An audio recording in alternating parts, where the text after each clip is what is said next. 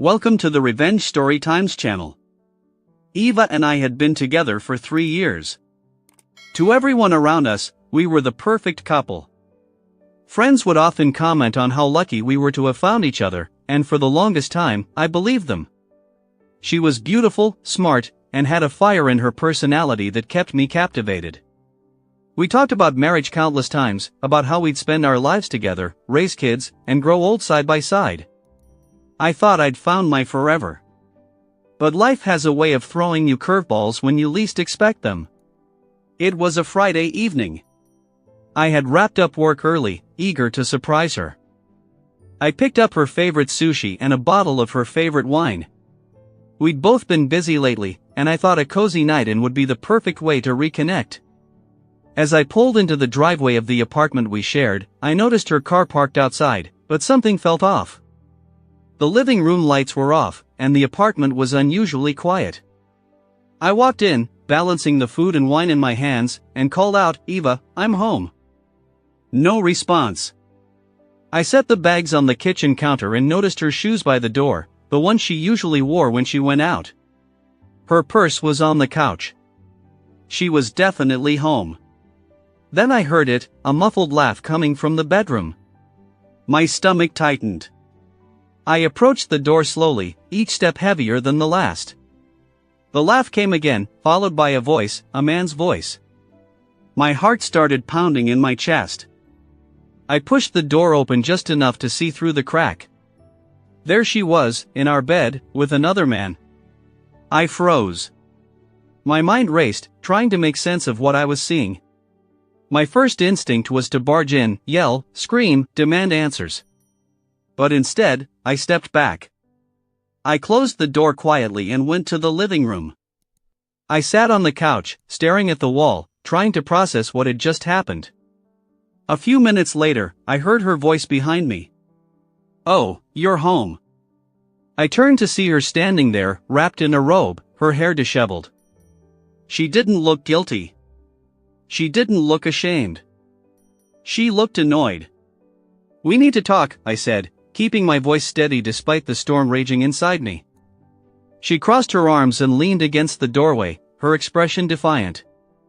"About what?" I gestured toward the bedroom. "About what I just saw." She rolled her eyes and let out a dramatic sigh, as if I were the one being unreasonable. "Look," she said, "it's my body. I can sleep with whoever I want. Until we're married, I'm still free." Her words hit me like a punch to the gut. I stared at her, waiting for her to take it back, to show some sign of regret, to say she didn't mean it. But she just stood there, unapologetic, almost smug. "Are you serious?" I asked, my voice barely above a whisper. "Yes," she said, her tone sharp. "You're overreacting. We're not married yet, so it's not like I owe you anything. This is my life, and I'll live it how I want." I couldn't believe what I was hearing. This was the woman I thought I'd spend the rest of my life with, the woman I'd planned to marry. And here she was, standing in front of me, defending her betrayal like it was nothing. "You've been pushing me to marry you," I said, my voice calm but cold. "But how can I marry someone who cheats on me?" She shrugged. "Marriage changes everything. This wouldn't happen if we were married." Her logic was so twisted, it left me speechless. Did she really think a ring and a piece of paper would magically fix the fact that she had no respect for me or for our relationship? I stood up, grabbed my keys, and looked her in the eye. "I can't do this, Eva. I deserve better." Her eyes widened, as if she hadn't expected me to actually leave. "Wait," she said, her tone softening for the first time. "You're really going to throw this all away over one mistake?" "One mistake?" I repeated, shaking my head. "This wasn't a mistake.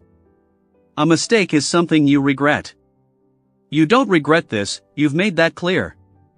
She didn't respond. She just stood there, watching as I walked out the door. As I drove away, a strange sense of calm washed over me. Yes, I was heartbroken. Yes, I was angry. But more than anything, I felt free from the lies, the manipulation, the disrespect. I didn't go back. I left the apartment to her, blocked her number, and started over. It wasn't easy. For weeks, I wrestled with my emotions, questioning if I'd done the right thing. But deep down, I knew I had. Months later, I heard through mutual friends that she was still waiting for me to come to my senses. She thought I'd cave, that I'd come crawling back. She didn't understand that by walking away, I'd found my strength. Walking away wasn't just about leaving her. It was about choosing myself. And I'd do it again in a heartbeat. Thank you for listening. Until the end, see you in the next episode of Revenge Story Times. Take care of yourself and your loved ones. Goodbye.